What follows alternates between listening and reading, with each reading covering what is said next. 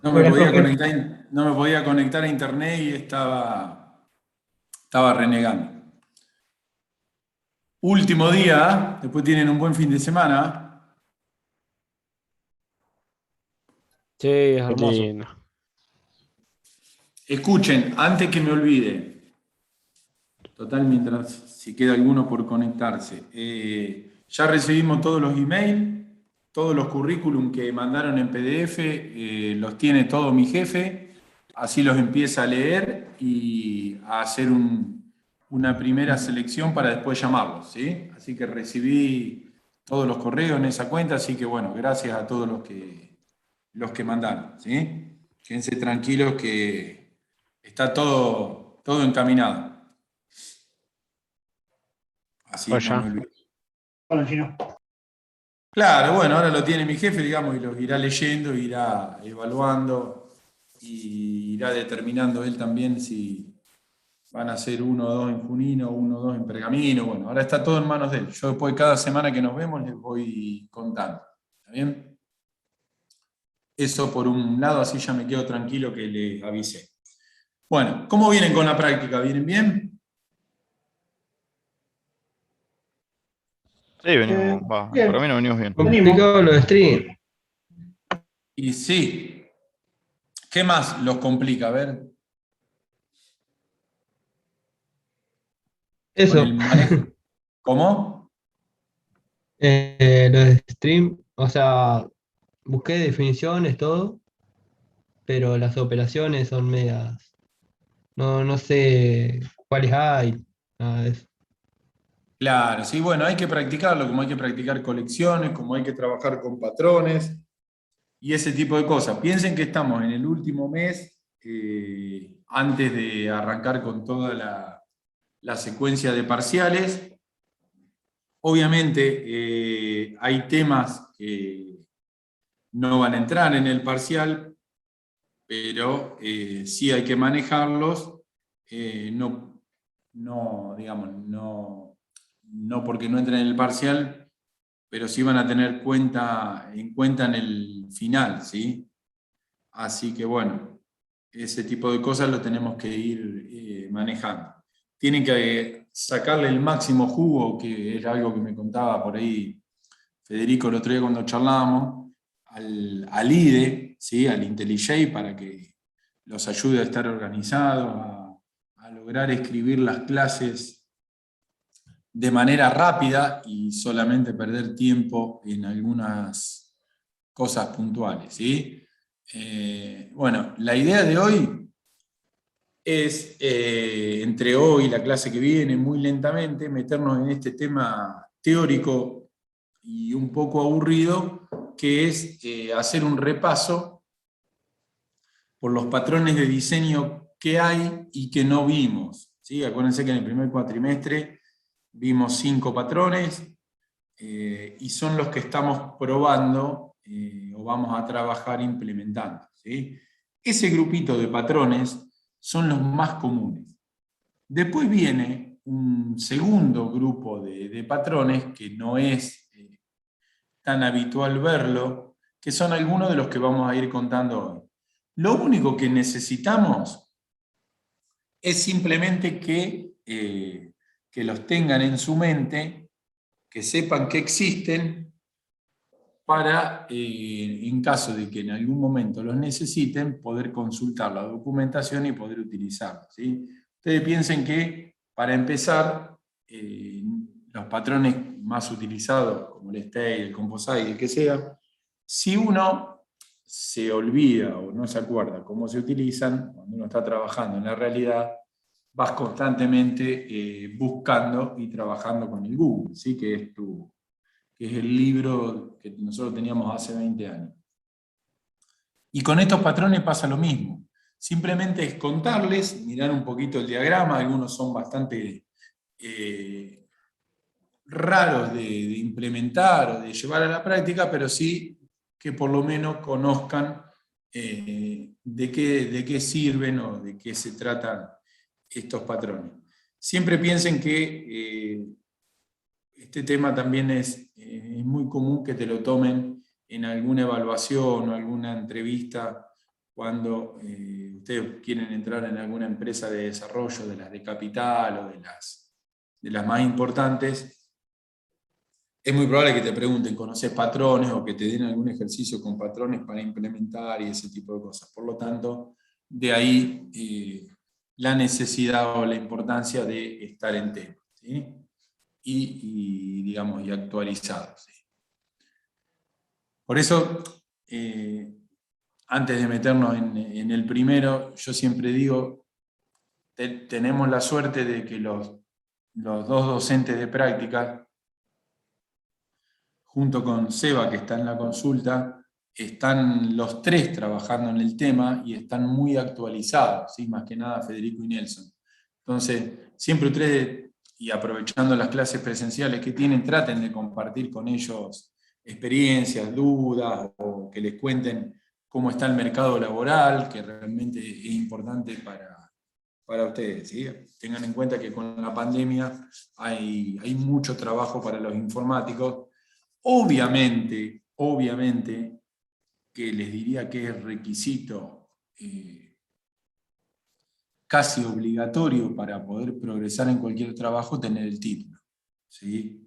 Así que si se ponen a trabajar o no, tienen que recibirse. No se olviden de eso, porque si no, cuando quieran progresar dentro de una empresa no lo van a poder hacer, ¿sí? Bueno, vamos a mirar un poquito hoy para arrancar y para calentar un poco los motores en esta, insisto, son clases aburridas, porque son muy de teoría y un poco raras. Vamos a ver algunos de los patrones creacionales, siempre pensando en una segunda rama o en una segunda línea de uso, ¿sí? Que no son los más frecuentes. Los de creacionales, acuérdense que lo que tratan de resolver o de dejar una base es para el momento de creación de objetos o de generar las instancias o ese tipo de cosas, ¿sí? Tratan de resolver ese momento, que es cuando se inicializan los objetos. Siempre la idea es que ustedes puedan tener en su mente la asociación entre el nombre del patrón y algún ejemplo que se les venga a la cabeza o de los que vamos a plantear. Porque ese ejemplo lo que les va a permitir es, cuando el día de mañana estén trabajando y tengan que afrontar o buscar una solución, van a decir, qué sé yo, por ejemplo el singleton, que ya lo vimos. Cuando necesito una instancia única de algo.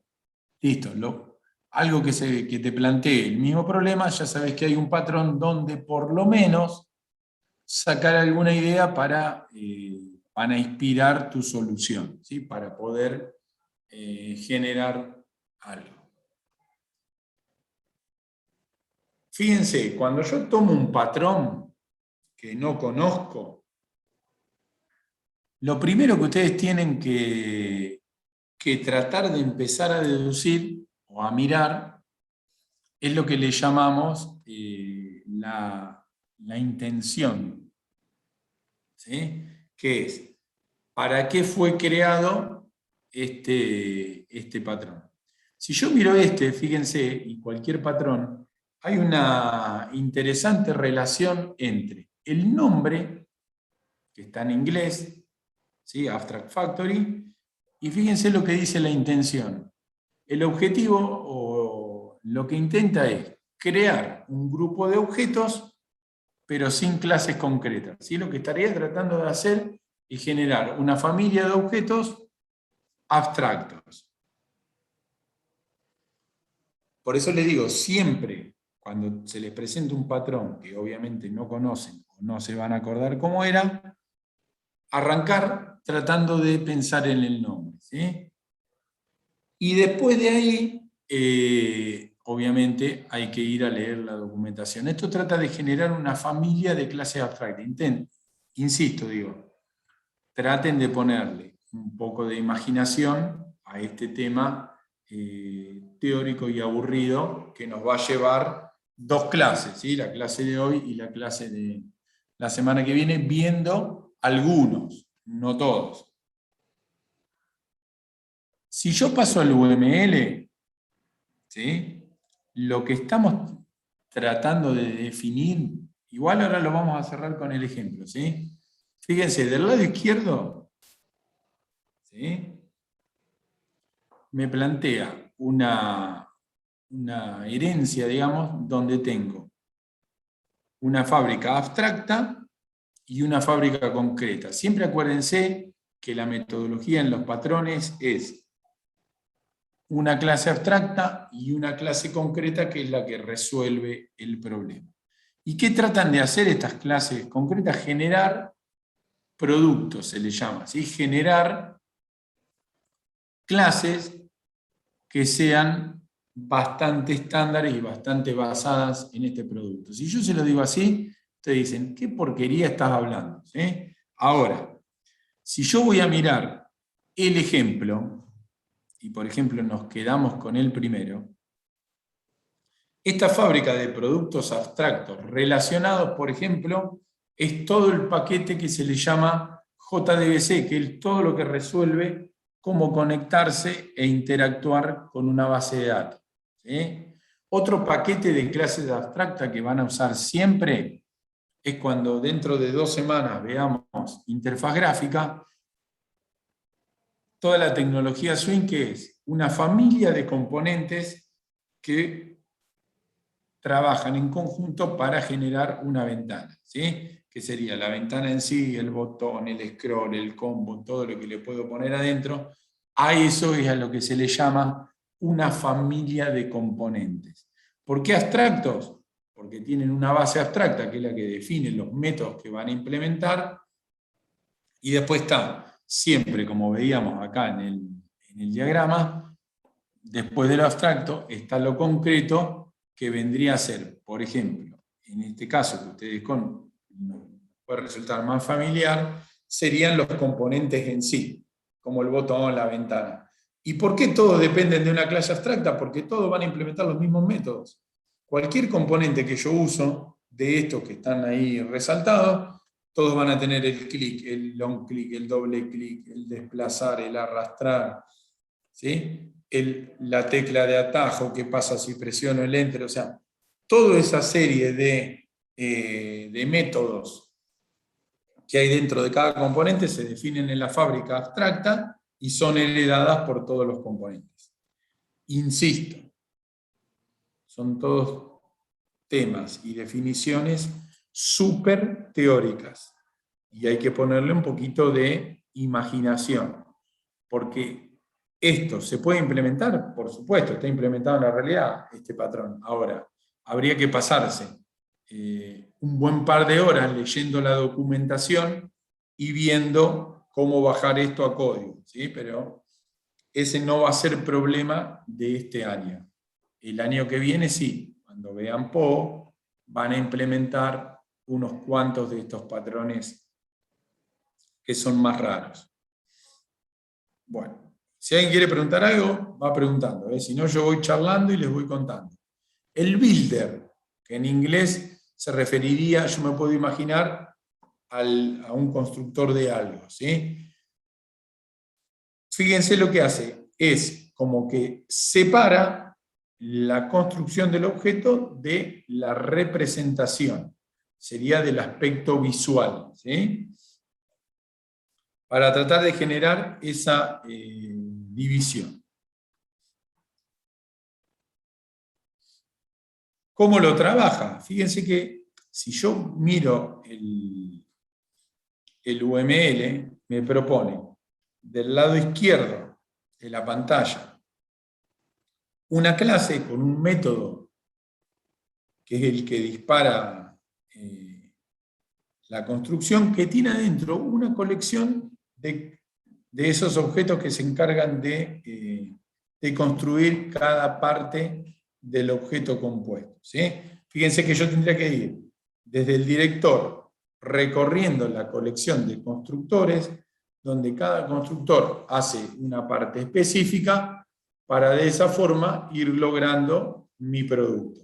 ¿Se dan cuenta que si yo, cuando les presento un patrón, no llego a un ejemplo, no entendemos nada? Se van dando cuenta, ¿no?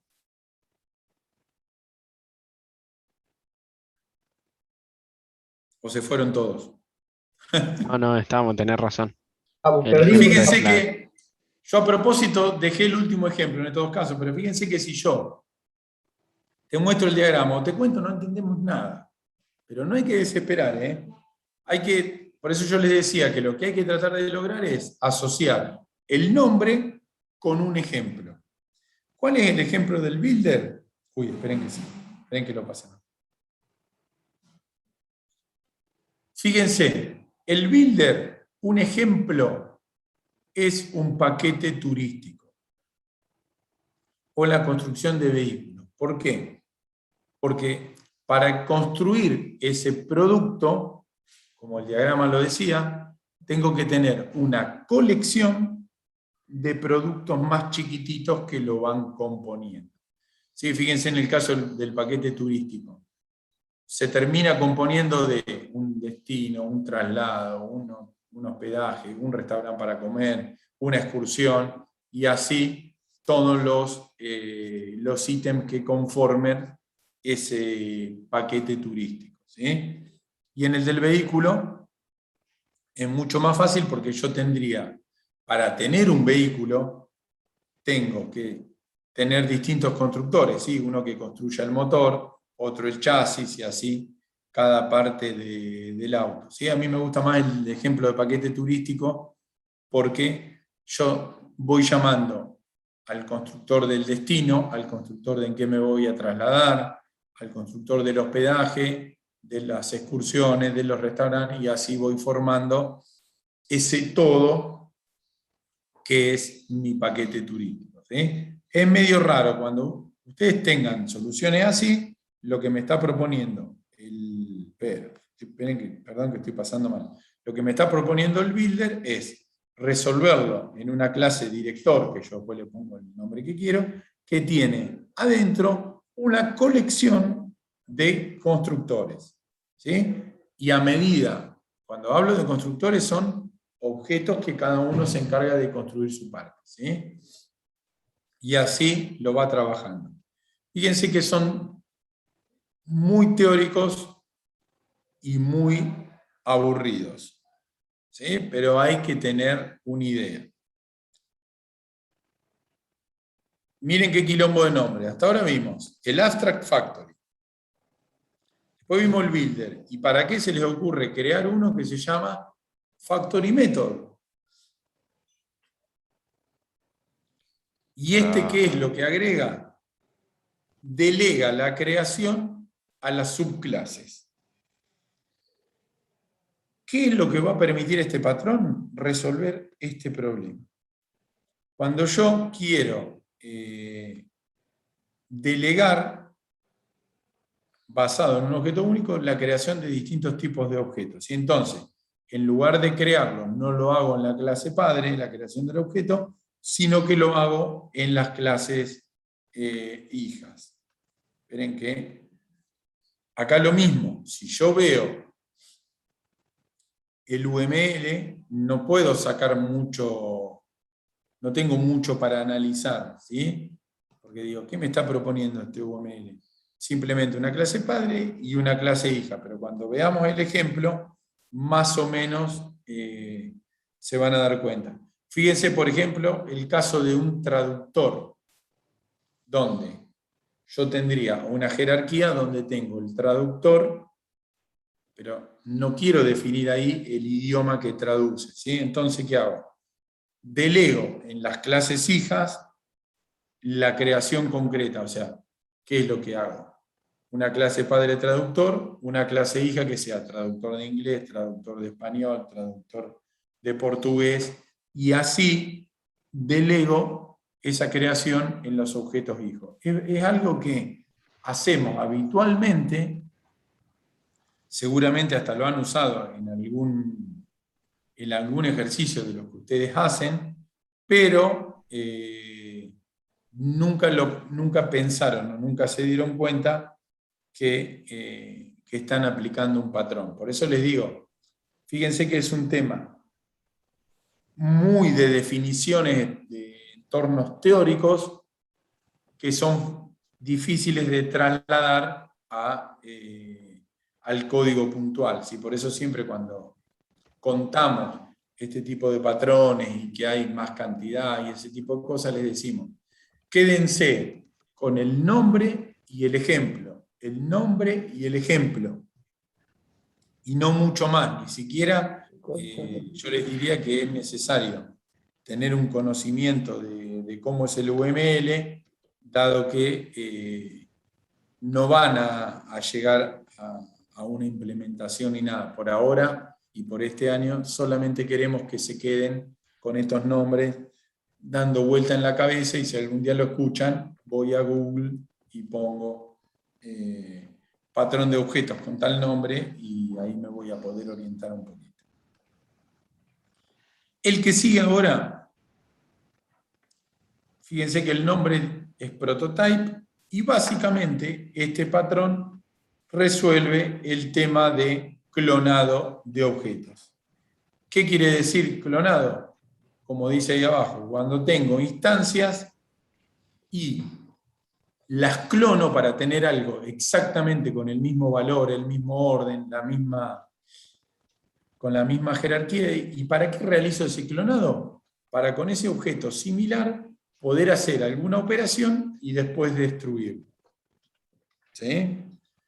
Y además, para no andar generando objetos similares de manera extraña. ¿Sí? Entonces, este patrón lo que dice es, vos tenés un objeto, necesitas uno igual. Cuando hablamos de igual, es uno que tenga el mismo contenido en sus atributos, que sea idéntico para poder hacer algún cálculo, pero no apuntando al mismo lugar de memoria, ¿sí? Sino que lo único que hago es, lo clono, lo uso y después, como todo objeto clonado, mi objetivo es terminar destruyéndolo una vez que lo trabajé.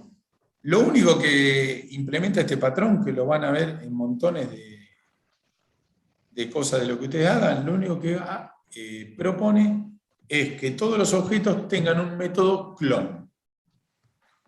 Si ustedes van al IntelliJ y se fijan en cualquier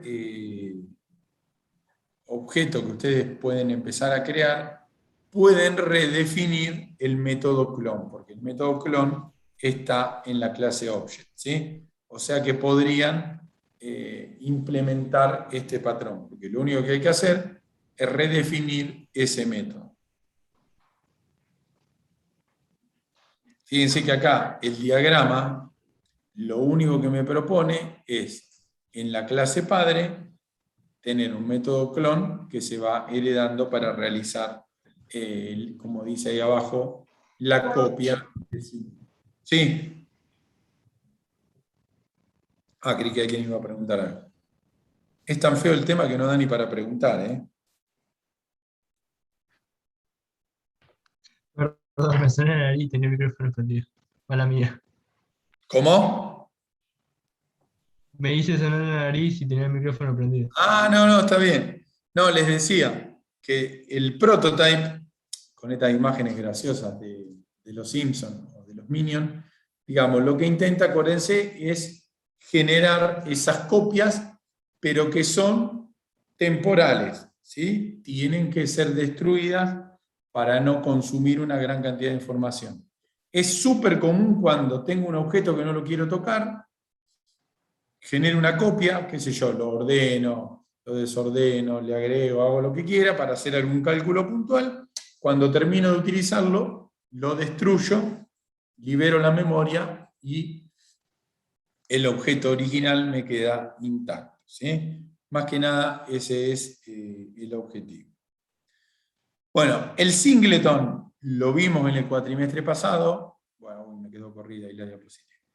Lo vimos en el cuatrimestre pasado y para lo que servía, si alguno no se acuerda, es como dice ahí, para tener una sola instancia de algún objeto.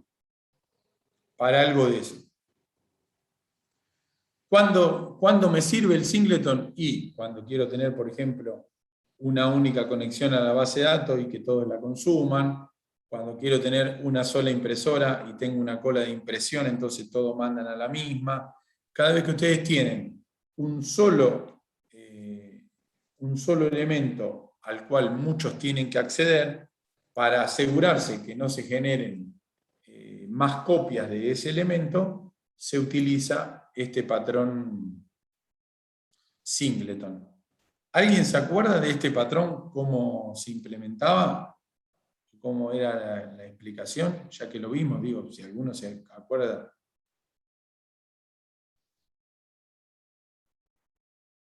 ¿Cómo hago para asegurarme que creen una sola vez un objeto? Hacía el constructor privado o algo así. Exacto, muy bien, muy bien. La trampa es, haces el constructor privado, ¿sí? Imaginemos que este es el objeto único. Hago el constructor privado, ojo, porque al hacer el constructor privado nadie lo puede acceder desde afuera, y para que ese constructor privado alguien lo pueda utilizar para crear la instancia, estoy obligado a poner dentro de ese objeto un método estático. Acuérdense que, como yo tengo el constructor de este objeto privado, ¿sí? Nadie puede hacer un new de ese objeto. Entonces, estoy obligado dentro de esa clase a poner un método estático. Acuérdense que cuando yo ponía un método estático en una clase, quería decir que ese método puede ser disparado sin haber hecho un new de la clase previamente. ¿Sí? Entonces, pongo el constructor privado para que nadie lo use y pongo un método estático. Entonces, para crear un objeto, llamo al método estático. ¿Y el método estático qué es lo que va a hacer? Tiene un if adentro que dice, si ya creé un objeto, te devuelvo el objeto creado. Si nunca creé un objeto, impresora o connection, como sea el ejemplo, hago el new, porque el método, al ser estático, puede llamar al constructor que es privado, ¿sí? Como el método es estático, puede acceder al método constructor privado, lo crea y te lo devuelve. Pero como siempre tiene un if, lo va a crear la primera vez y te lo devuelve. Después, cada vez que lo llamas, en lugar de crearlo, te va a devolver la misma instancia que ya tiene creada. Por lo tanto, todos los que quieran consumir ese objeto están usando el mismo. Para el tema de una conexión a una base de datos es buenísimo, porque eso me asegura que no genere miles de conexiones en la base y que la pueda hacer fallar, ¿sí? Y para, por ejemplo, hacer una cola de impresión, lo que me asegura es que haya una sola impresora y nadie cree alguna más. Este patrón se utiliza muchísimo para representar esas cosas que yo les conté, o para representar la cola de un banco, o un montón de cosas así que necesito que haya una sola. Fíjense, ahí tienen un pequeño ejemplito de este método estático, donde lo que está haciendo es, este es el constructor privado, ¿sí? Y acá, el método estático, acuérdense que yo lo puedo referenciar sin crear el objeto, pregunta si tengo algún objeto creado, o sea, si el atributo que creé para determinar eso es nulo, y si es nulo, ¿qué hace? Ejecuta el new. ¿Ah? Eso sí entra al if. Y si no, directamente te retorna el que ya tiene creado, ¿sí? Porque cuando lo crea, lo guarda en esta variable. Insisto, son medios complejos, no lo piensen tanto como para implementarlo, pero sí que nuestra cabeza se vaya haciendo la idea. Es el tema más aburrido de todos los que tenemos, así que paciencia. ¿sí? Pero se los tenemos que contar un poquito para que ustedes vayan por lo menos escuchándolos. Estos que son los estructurales son un poquito más fáciles de comprender porque están más asociados a problemas de la vida cotidiana. Fíjense el primero, el adapter. Como el nombre lo dice, este patrón es un adaptador. Entonces, lo único que va a hacer es va a conectar a un grupo de clases, o a una interfaz, como dice ahí, con otro grupo de clases, generando, permitiendo esa conexión sin tener que modificar ninguno de los objetos que se quieren comunicar. Fíjense que acá, el objetivo ¿cuál es? Es comunicar al cliente con este objeto que se le dice el adaptado. ¿Y qué es lo que se hace? Como estos dos no comparten el mismo idioma o los mismos métodos, se pone este objeto en el medio, donde el cliente le pide al adapter y el adapter se comunica con el adaptado. Un ejemplo muy práctico de la vida real es cuando yo me compro un electrodoméstico y viene con el enchufe de 3 patitas.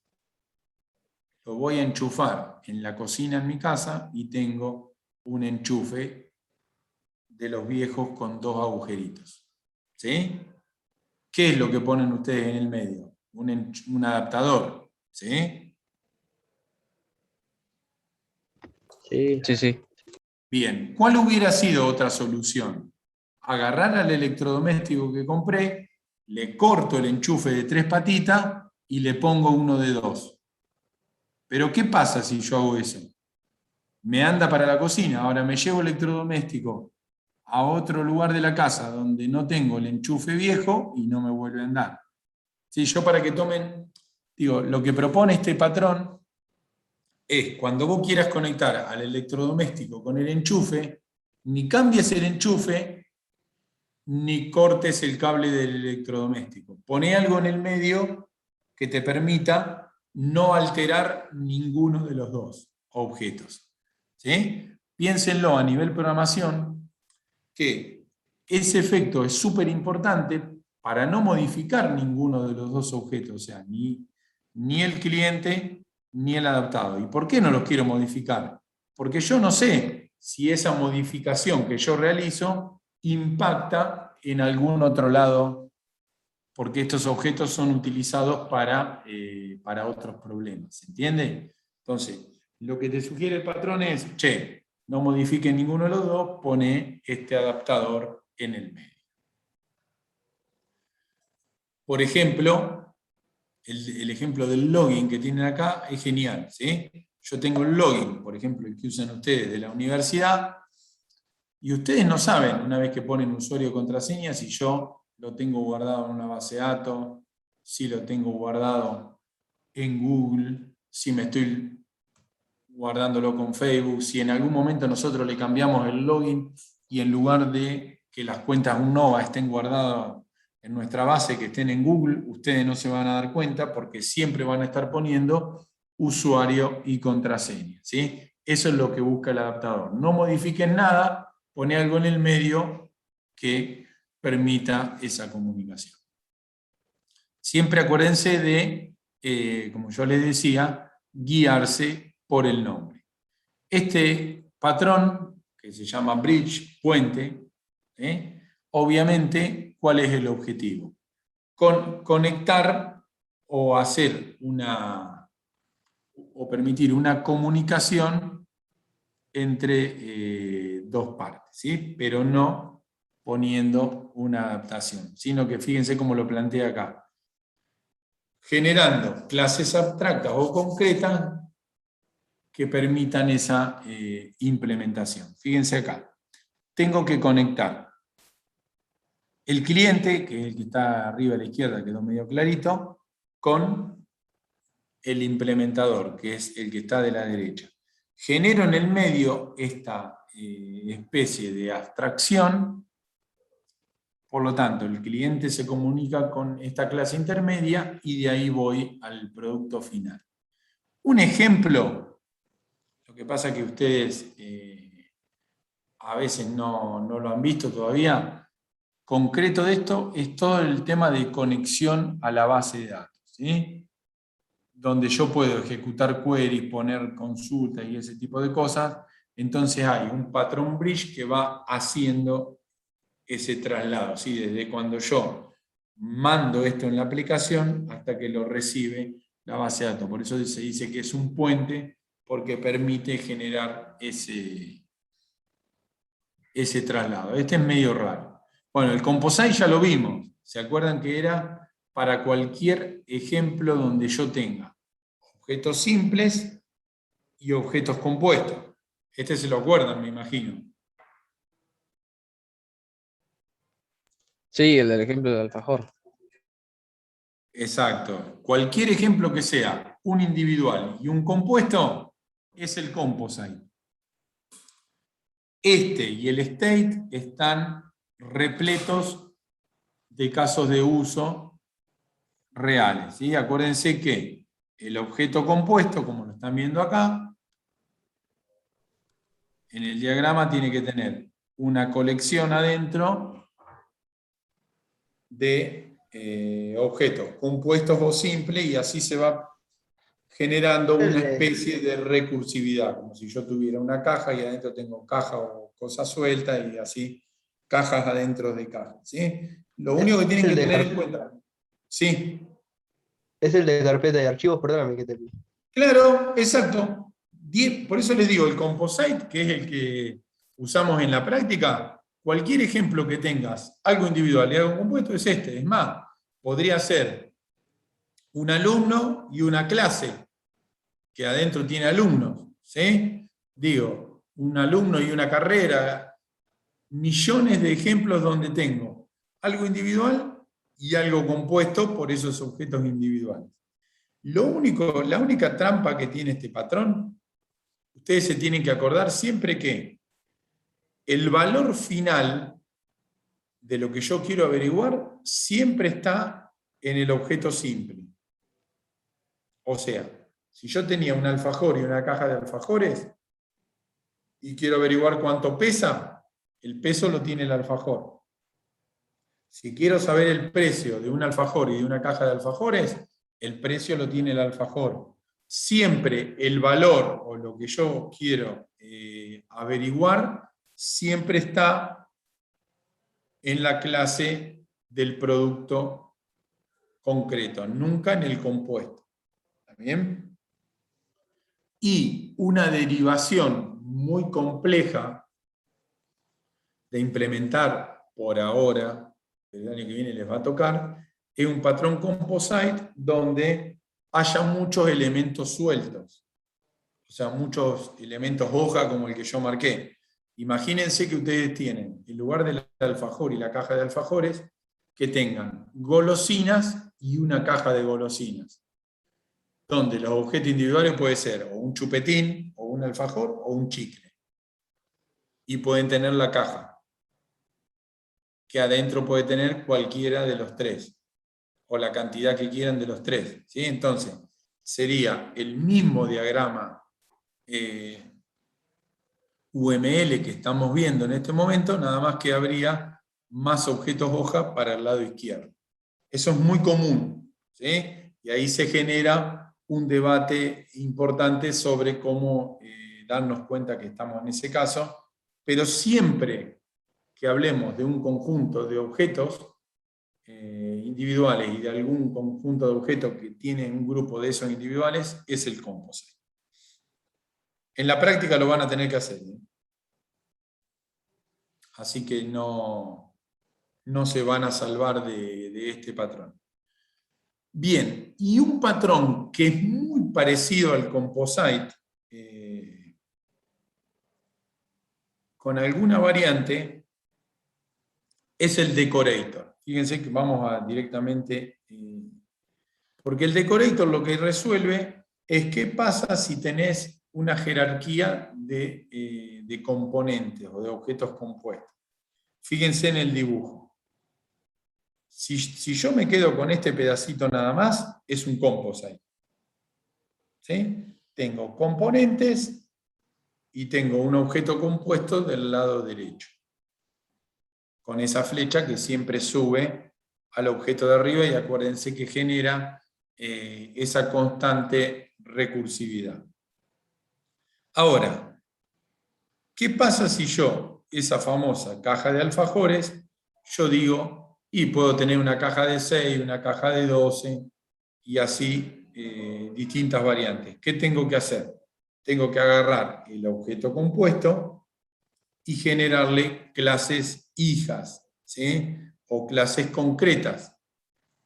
¿Para qué? Para generar, si nos quedamos con el ejemplo del alfajor, para generar esas distintas clases de cajas de alfajores.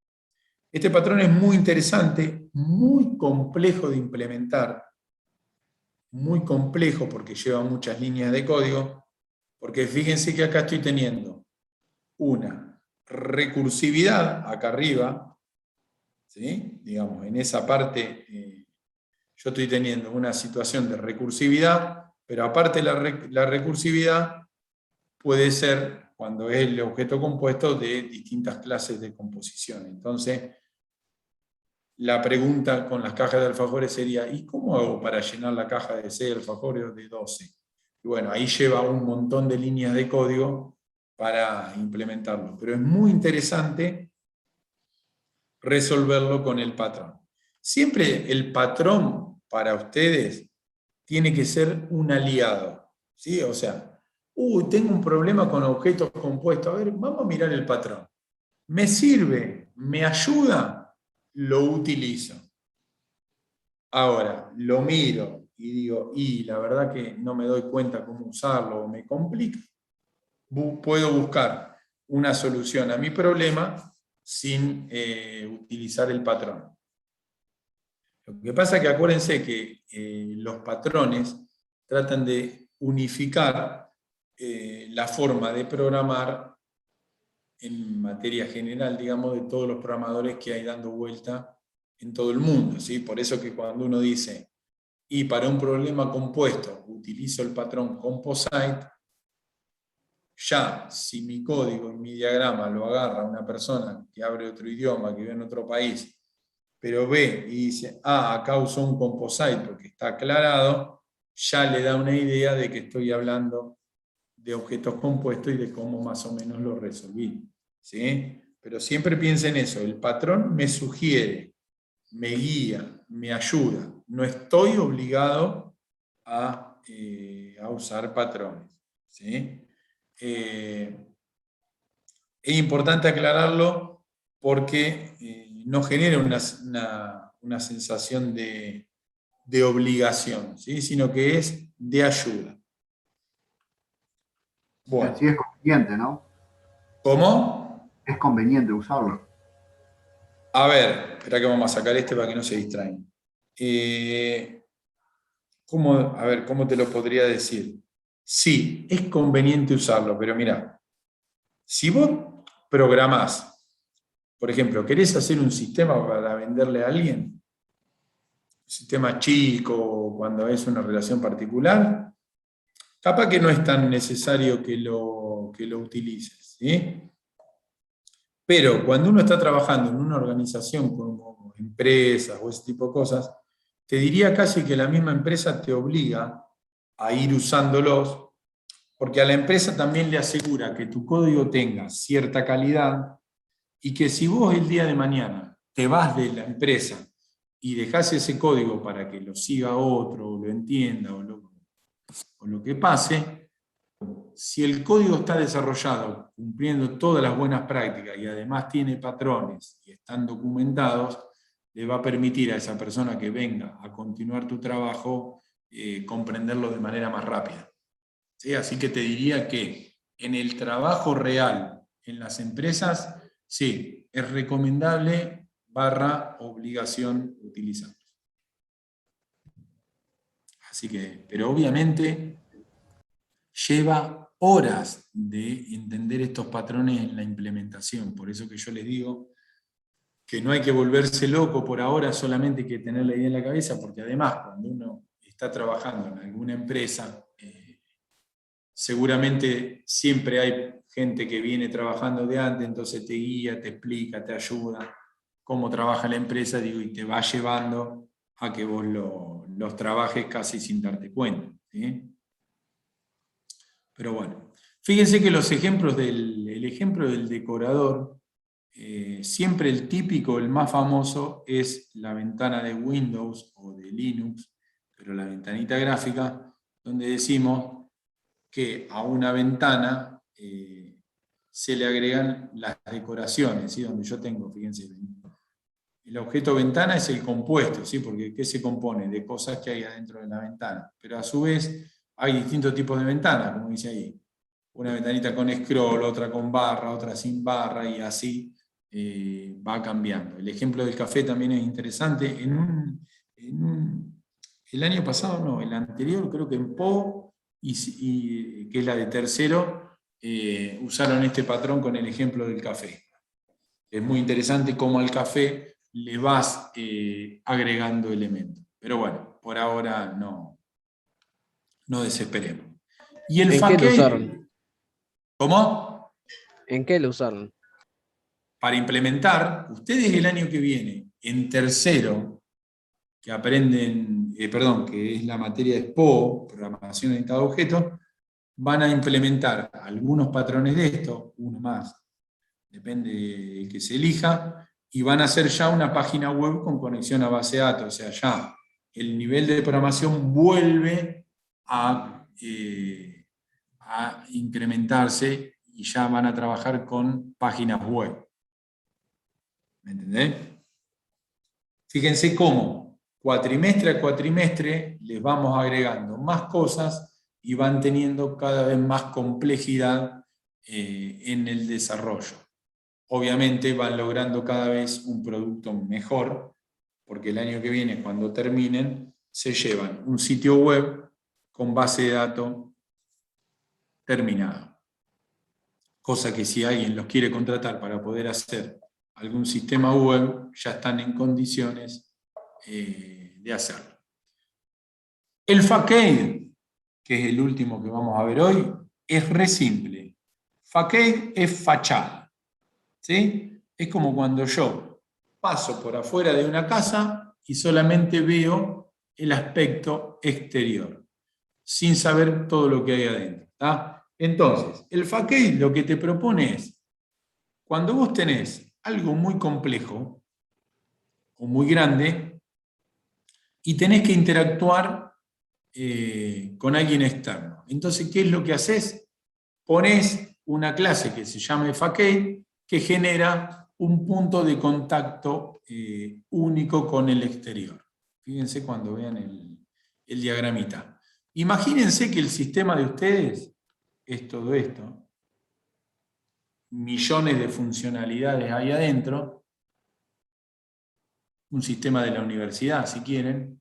Y vienen un día y nos dicen, che, mirá, todo bien, pero desde el ministerio quieren interactuar con nosotros. Y tenemos que ofrecerle alguna forma, alguna API, para que nos pidan información o consulten o consuman. Vos, ese modelo que yo marqué en celeste, no se lo podés mostrar a alguien de afuera, primero por privacidad y después porque cómo lo entiende. Entonces, el patrón facade lo que propone es, cuando vos tengas que, ese tipo de situaciones, mirá, poné una clase que sea un único punto de acceso, con un montón de métodos disponibles, y de ahí vos, que conocés el sistema, para adentro pedís y hacés lo que quieras. Esto es el concepto de una API. ¿Vieron cuando ustedes dicen, por ejemplo, la AFIP me ofrece una API para hacer operaciones, o tal web me ofrece una API para hacer operaciones? Es esto.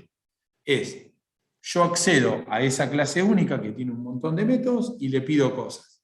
Ahora, ¿cómo esa clase consigue la información o lo que yo necesito para adentro de la organización? A mí no me importa. ¿Sí? Yo me manejo con esta fachada, con este punto único. Por ejemplo, para no perderse, yo les diría, quedémonos con el tema del mail. ¿Sí? Cuando yo envío un mail, yo pongo enviar y no me importa nada lo que haga. Ahora, ¿qué es todo lo que hace el servidor de mail ahí adentro para mandar? Bueno, se conectará, se autentica, pasa antivirus, chequea, bueno, todo lo que tienen puesto ahí y se envía el mail. Pero fíjense, el cliente, ¿qué fue lo único que hizo? Lo redactó y puso enviar. Este tipo de cosas donde tengo una funcionalidad muy chiquitita que llamo y uso y atrás hay involucrado 1.000.000 de pasos, se los vuelve, les vuelvo a mostrar el dibujo, se lo resume el FAQEI. Una clase, un par de métodos e interactúo con ellos. Y atrás hay un mundo de operaciones para resolver mi problema. Fíjense que algunos son un poquito más fáciles de entender y otros no, ¿sí? Los patrones. Pero bueno, la idea es por lo menos que en la cabeza vaya sonando la lista de todos los patrones que hay. La clase que viene vamos a seguir recorriéndolos un poquito. Y en 15 días ya comenzamos a presentar la teoría para construir interfaz gráfica, ¿sí? Para poder, al código que ustedes vienen poniendo, poder ponerle una ventana con botones y ese tipo de cosas. Así que esa parte es muy linda. Lo que sí les pido, vayan al día con la práctica para ir preparándose para los parciales de noviembre, que van a ser a puro UML y código. ¿Está bien? Bueno, ¿Presencial o virtual? No lo tenemos resuelto porque tenemos que ver cómo evoluciona este mes. Puede ser presencial en distintos días, un día para Junín y un día para Pergamino, o por ahí la hacemos toda virtual y rinden desde su compu conmigo. ¿Las No lo clases cómo tenemos en siguen? definitiva es lo mismo, porque tenemos que estar en la compu para hacer el UML del código, ¿o no? Lo va a pedir en un papel. Sí, sí. ¿Quién me preguntó cómo sigue el qué? ¿Las clases y eso sigue virtual o pasa presencial? Mirá, de acá a fin de año, lo que sugirieron es tratar de agregar algunas clases presenciales, pero sin que sea demasiados cambios. Y el año que viene sí, volvemos a la normalidad de las clases en el aula, seguro. Sí, fíjense que ustedes ya están teniendo, por ejemplo, en esta materia, la práctica cada 15 días, y ahora pusimos la consulta presencial también porque nos van obligando a agregar presencialidad. ¿Sí? Así que sí, nosotros no tendremos mucho más cambio, pero sí háganse la idea que el año que viene es todo presencial en todas las materias de toda la universidad. ¿Sí? Como tendría que haber sido, digamos, como fue siempre. Profe, la clase de consulta es solo ahí en Junín, ¿no? Sí, lamentablemente no la tuvimos que sacar de Pergamino porque nos obligaron a que sea presencial. Ok. ¿No se puede hacer virtual? No, lo único que le puedo preguntar a Seba, que eso sí habíamos preguntado pero no nos contestaron, sí, además de ser presencial, él puede tener el Meet, digamos, abierto para hacer las dos cosas al mismo tiempo, porque por ahí no va mucha gente.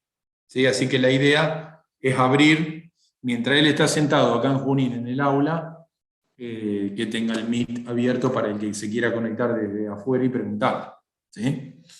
Así que supongo que iremos hacia ese camino. Justo mañana no hay clase, pero el viernes que viene lo vamos a hacer así. ¿Y en qué salón sería? No, La todavía no nos consulta. dieron. Ya lo pedimos, pero todavía no nos dieron. Igual vamos a publicar todo en la plataforma, no se preocupen. ¿Eh? Pero sería en el edificio de calle Sarmiento. Bueno, conmigo nos vemos el jueves que viene. ¿Listo? Perfecto, Chino. Buen fin de. Bueno, Nos vemos, Buen profe, fin buen de. fin de. Chao. Profe, Hasta gracias. luego.